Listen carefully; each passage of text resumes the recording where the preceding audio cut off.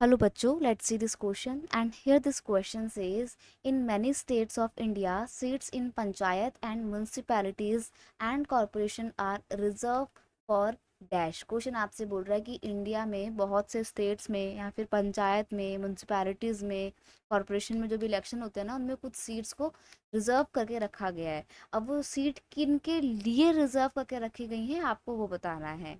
आपके ऑप्शन है, industrial and landlords के लिए वो सीटें रिजर्व करके रखी गई हैं, या फिर हायर कास्ट पीपल के लिए रिजर्व करके रखी गई हैं सीट्स, फार्मर्स एंड बिजनेसमैन के लिए उन सीट्स को रिजर्व करके रखा गया है, या फिर person from the OBC, other backward community से जो पर्सन बिलोंग करता है उसके लिए उन सीट्स को रिजर्व करके रखा गया है। देखो, ये रिजर्व कॉन्स्टिट्यूंसी जो है, ये काफ़ी अच्छा कॉन्सेप्ट है, जिसमें क्या किया जाता है, एक पर्टिकुलर कॉन्स्टिट्यूंसी, एक पर्टिकुलर कम्युनिटी के लिए रिजर्व करके रखी जाती है।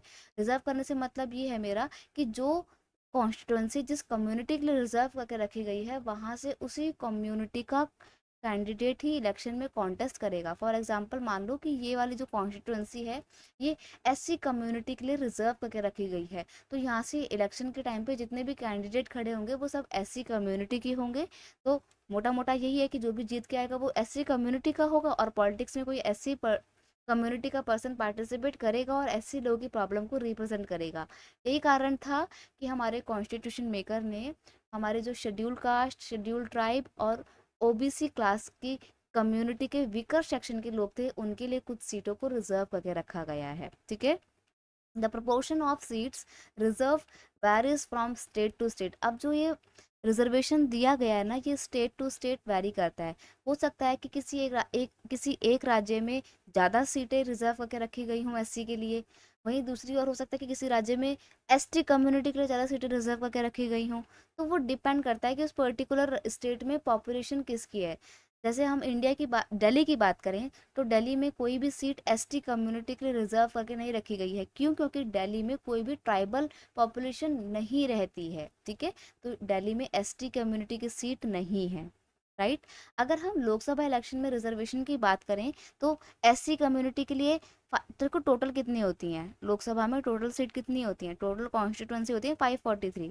उसमें से एससी कम्युनिटी के लिए 84 और एसटी कम्युनिटी के लिए 47 सीट्स को रिजर्व करके रखा गया है। ठीक है।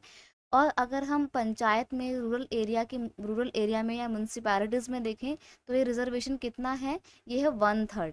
ठीक है। पंचायत के इलेक्शन में, म्यूनसिपैलिटीज के इलेक्शन में 1/3 सीट्स रिजर्व करके रखी गई हैं वुमेन के लिए, महिलाओं के लिए।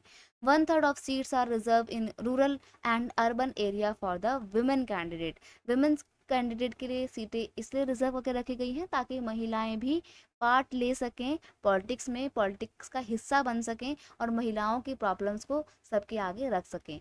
तो यहाँ पर हम ये कह सकते हैं कि सीटें रिजर्व करके रखी गई हैं वीकर सेक्शन के लिए। बट ऑप्शन में वीकर सेक्शन नहीं दिया हुआ है, तो आप क्या कर सकते हो? Person from the OBC, other backward class, इनके लिए सीट्स को रिजर्व करके रखा गया है। That is why option D is your correct answer over here. I hope you understood it well. Best of luck.